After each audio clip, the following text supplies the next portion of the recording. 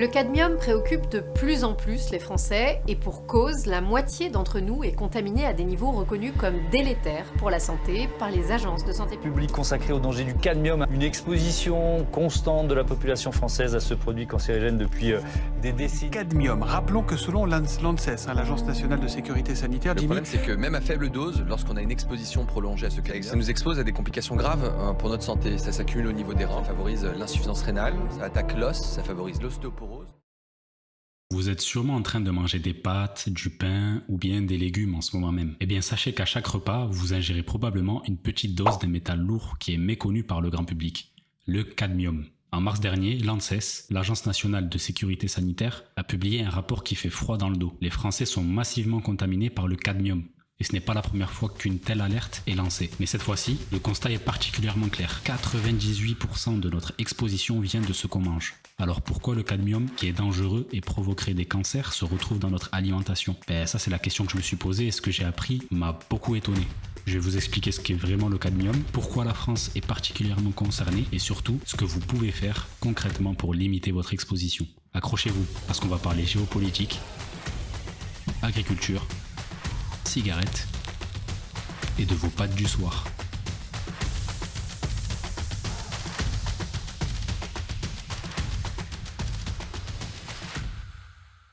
Le cadmium, c'est un métal lourd, numéro 48 dans le tableau périodique des éléments. C'est un peu comme le plomb ou le mercure, un métal naturellement présent dans l'environnement, mais qui devient toxique dès qu'il s'accumule dans notre organisme. Ce qui le rend particulièrement traître, c'est qu'il est inodore, incolore et sans goût. Vous ne le voyez pas, vous ne le sentez pas, et pourtant il est là. Et contrairement à beaucoup de substances que notre corps sait éliminer, le cadmium, lui, il s'accumule, principalement dans les reins et le foie, qui sont les organes qui détoxifient et expulsent toutes les merdes qu'on peut avoir dans l'organisme. Ce qui rend le cadmium particulièrement redoutable, c'est sa demi-vie biologique. Mais vous allez me dire, c'est quoi exactement une demi-vie? C'est simplement le temps qu'il faut à notre organisme pour éliminer la moitié d'une substance. Pour le cadmium, accrochez-vous, cette durée est estimée entre 10 et 30 ans. Oui, vous avez bien entendu. Si vous absorbez du cadmium aujourd'hui, dans 10 à 30 ans, votre corps n'en aura éliminé que la moitié. L'autre moitié, elle reste là, principalement logée dans les reins. Et pendant tout ce temps, vous continuez à en ingérer un peu chaque jour. C'est donc une accumulation progressive sur toute une vie, qui explique pourquoi les effets sur la santé n'apparaissent souvent qu'à partir de la cinquantaine ou la soixantaine. Maintenant qu'on a une petite idée de ce qu'est le cadmium, vous allez me demander, il vient d'où ce cadmium? Le cadmium, il trouve ses origines dans les roches qui forment nos sols. C'est un élément naturel présent en faible quantité dans la croûte terrestre. En pratique, il est récupéré comme sous-produit de l'extraction et du raffinage du zinc, parfois du plomb ou du cuivre. C'est à partir de la fin du 19e siècle que son usage industriel se développe. Mais avec l'essor de la chimie industrielle et de l'électrification, il devient un matériau stratégique au 20e siècle. Le cadmium, il est utilisé dans plusieurs secteurs industriels. Il sert à fabriquer des revêtements anti-corrosion pour protéger les métaux, des pigments très stables pour les plastiques et les peintures, et surtout des batteries nickel-cadmium, celles qu'on trouvait dans les anciens téléphones ou appareils électroniques. Aujourd'hui, son usage est de plus en plus restreint en Europe, mais il reste présent dans des applications de niche, les panneaux photovoltaïques, aux tellurures de cadmium, et dans des secteurs très spécifiques, comme l'aéronautique, le spatial et la défense, où ses propriétés sont encore difficilement remplaçables. En résumé, le cadmium, on sait l'utiliser, ce qu'on maîtrise moins, c'est de l'empêcher d'arriver dans notre assiette. Les niveaux français sont jusqu'à 3 ou 4 fois supérieurs à ceux d'autres pays comme la Belgique, l'Angleterre ou l'Italie. Alerte Géraldine Carne, toxicologue et coordinatrice de l'étude de l'ANSES sur le cadmium. Et c'est là que ça devient intéressant. Pourquoi la France est-elle particulièrement exposée au cadmium comparé à d'autres pays européens? Et pour bien comprendre cette situation, on va aller au sud-ouest de la France. Au-delà de la Méditerranée en allant au Maroc.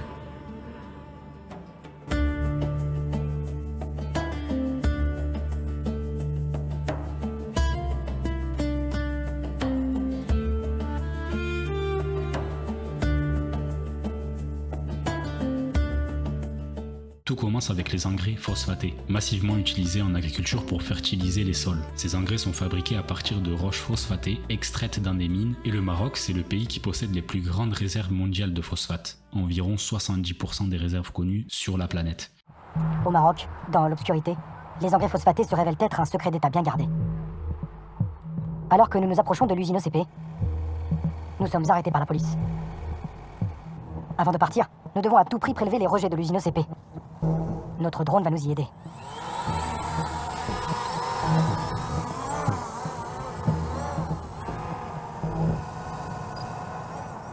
Je suis juste en train d'essayer de repérer les rejets de l'usine d'engrais phosphatés. À près d'1 kilomètre au sud du site, les voici. Ok, j'ai trouvé. Depuis la publication des photos de Salah Eddine Haber, le tuyau a été remplacé par des rejets sous-marins. On se passe un peu. Juste là. Voici les rejets de l'usine OCP. Problème, ces phosphates marocains sont naturellement très riches en cadmium, bien plus que les phosphates issus d'autres régions du monde. Et la France, qui entretient des relations commerciales et diplomatiques étroites avec le Maroc, importe massivement ces engrais pour son agriculture. Résultat, les agriculteurs français épandent ces engrais sur leurs champs, le cadmium contenu dans ces engrais s'infiltre dans les sols, est absorbé par les plantes et finit dans notre nourriture.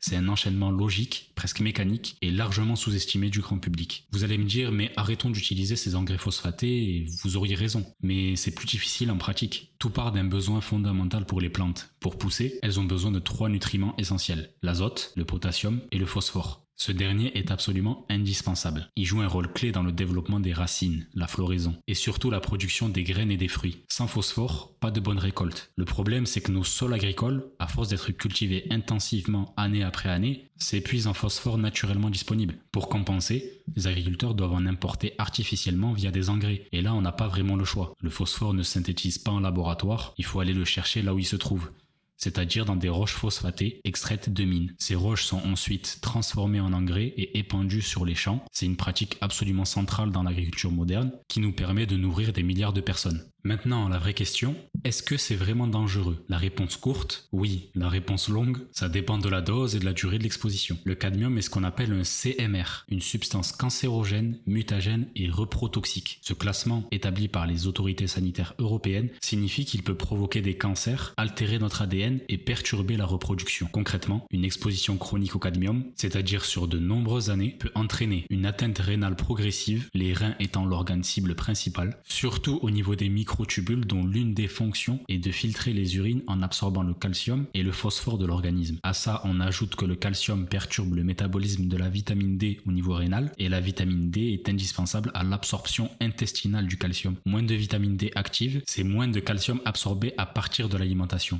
L'organisme, ce qu'il cherche, c'est un équilibre. Quand on a moins de calcium, il faut qu'il en trouve. Et il va le chercher dans les tissus les plus concentrés en calcium, le tissu osseux. Et un tissu osseux moins concentré en calcium est beaucoup moins résistant. C'est ce mécanisme qui provoque progressivement la déminéralisation osseuse et dans les cas les plus sévères, une pathologie appelée l'ostéomalacie. Ce sont les os qui se ramollissent littéralement. Il provoque également des perturbations du système endocrinien et à long terme, un risque accru de plusieurs cancers comme le rein ou le cancer du poumon. Le problème, c'est que les effets sont silencieux pendant des décennies, pas de symptômes immédiats. C'est pour ça qu'on parle de contamination chronique et non d'intoxication aiguë. Pour encadrer l'exposition, les autorités sanitaires ont défini ce qu'on appelle la dose journalière admissible, ou DJA. C'est la quantité maximale qu'un individu peut théoriquement ingérer chaque jour sur toute une vie sans risque notable pour la santé. C'est l'EFSA, European Safe Food Authority, qui utilise la DJA et pour le cadmium, elle met en place une dose hebdomadaire tolérable. C'est plus journalier, mais du coup c'est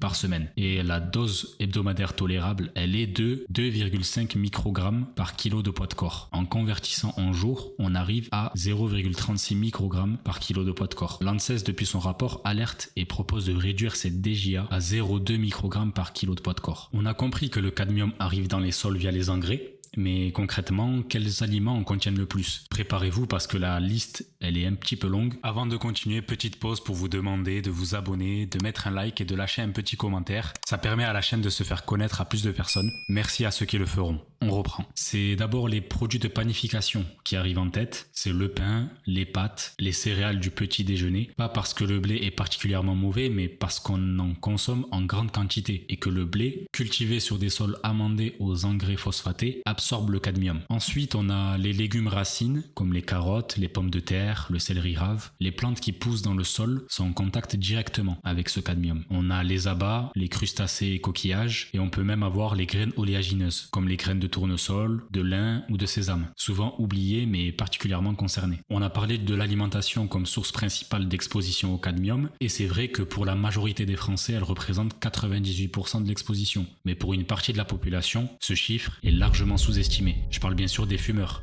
Dans son dernier rapport, l'ANSES confirme que le tabagisme est un facteur d'exposition aggravant majeur. Les fumeurs présentent une cadmiurie, c'est-à-dire la quantité de cadmium mesurée dans les urines, supérieure de plus de 50% à celle des non-fumeurs. Mais d'où vient ce cadmium dans les cigarettes? C'est le même mécanisme que pour nos légumes. Le plant de tabac pousse dans un sol. Il absorbe les nutriments et le cadmium s'y retrouve. Et comme pour les engrais phosphatés dans l'agriculture alimentaire, les cultures de tabac sont elles aussi concernées par cette contamination des sols. Le cadmium s'accumule naturellement dans les feuilles de tabac. Sauf que là, il y a une différence majeure avec l'alimentation. C'est la voie d'absorption. Quand vous mangez un aliment contaminé, le cadmium passe par votre système digestif. Une partie est absorbée et une partie, heureusement, est éliminée. L'absorption intestinale du cadmium, elle est estimée entre 3 et 8% chez un adulte en bonne santé. Quand vous fumez, le cadmium contenu dans le tabac est inhalé directement dans les poumons. Et là, le taux d'absorption explose. On monte à environ 25 à 50% du cadmium inhalé qui passe dans le sang. C'est une voie d'entrée bien plus efficace et bien plus redoutable. Et c'est pas tout. Rappelez-vous ce qu'on a dit tout à l'heure. Et à long terme, un risque accru de plusieurs cancers comme le rein ou le cancer du poumon.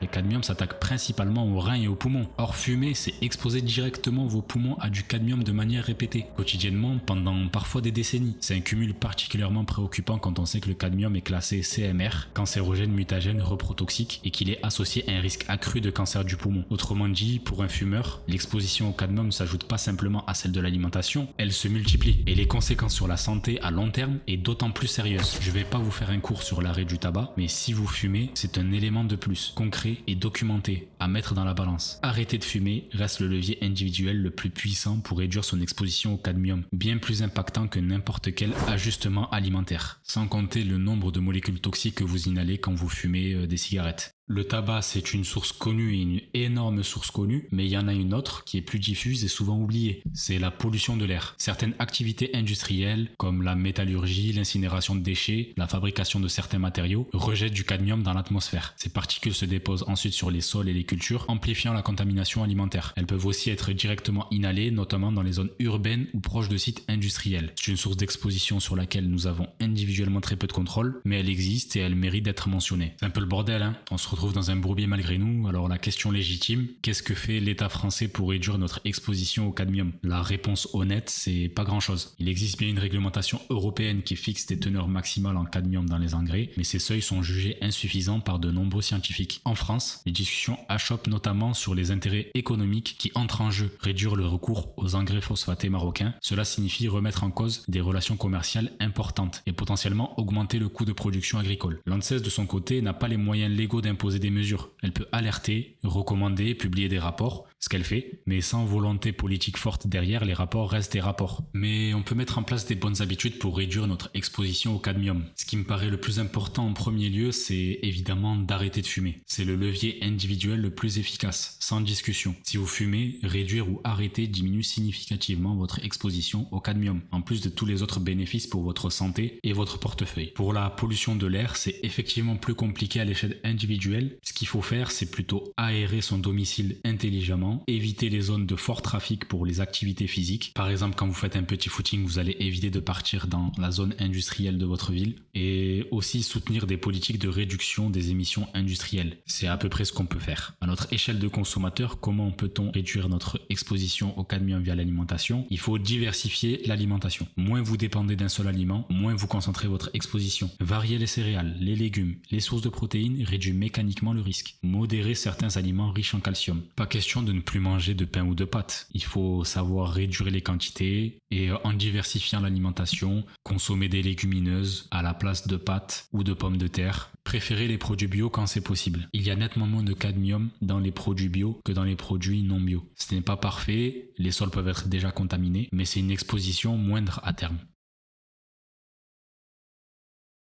On a fait un sacré voyage ensemble. On est parti d'un rapport de l'ANSES, on a traversé des mines de phosphate au Maroc, on a parlé de vos reins, de vos os, de vos cigarettes et on en est revenu dans votre assiette de pâtes du soir. Ce que je veux que vous reteniez de cette vidéo, c'est simple, le cadmium c'est pas un danger immédiat, spectaculaire ou visible. C'est un risque lent, silencieux et cumulatif. Et c'est justement pour ça qu'il est sous-estimé. On ne tombe pas malade du jour au lendemain, ça se joue sur des décennies, à chaque repas, à chaque cigarette, à chaque respiration en zone urbaine. La bonne nouvelle, il y en a une, c'est que vous n'êtes pas impuissant. Modérez les aliments les plus concentrés en cadmium, orientez vos achats vers le bio quand c'est possible, arrêtez de fumer si vous fumez. Ce sont des gestes concrets, accessibles, qui font une vraie différence sur le long terme. Pas besoin de révolutionner votre vie du jour au lendemain. Juste ajuster progressivement et intelligemment. Ce qui est en revanche hors de votre portée individuelle, c'est la politique agricole. Et c'est là où ça coince. Tant que les engrais phosphatés riches en cadmium restent massivement massivement utilisé en France, tant que les seuils réglementaires européens ne sont pas abaissés et tant que les relations commerciales priment sur la santé publique, on sera limité dans notre marge de manœuvre collective. L'ANSES alerte, les scientifiques alertent. Il faudra bien qu'à un moment les décideurs suivent. En attendant, mon travail en tant que diététicien, c'est exactement ça. Vous donner les clés pour naviguer dans un environnement alimentaire imparfait et faire les meilleurs choix possibles avec ce qu'on a. Le cadmium, vous ne l'éliminerez jamais à 100% de votre vie, mais vous pouvez très largement en réduire l'impact avec quelques réflexes simples. Si cette vidéo vous a appris quelque chose ou si elle vous a donné envie d'en savoir plus, partagez-la parce que c'est le meilleur antidote à un risque silencieux. C'est l'information qui circule. Et si vous avez des questions sur votre alimentation, sur comment concrètement adapter vos habitudes alimentaires, les commentaires sont là pour ça. Je lis tout et j'y réponds. À très vite, je vous dis ciao.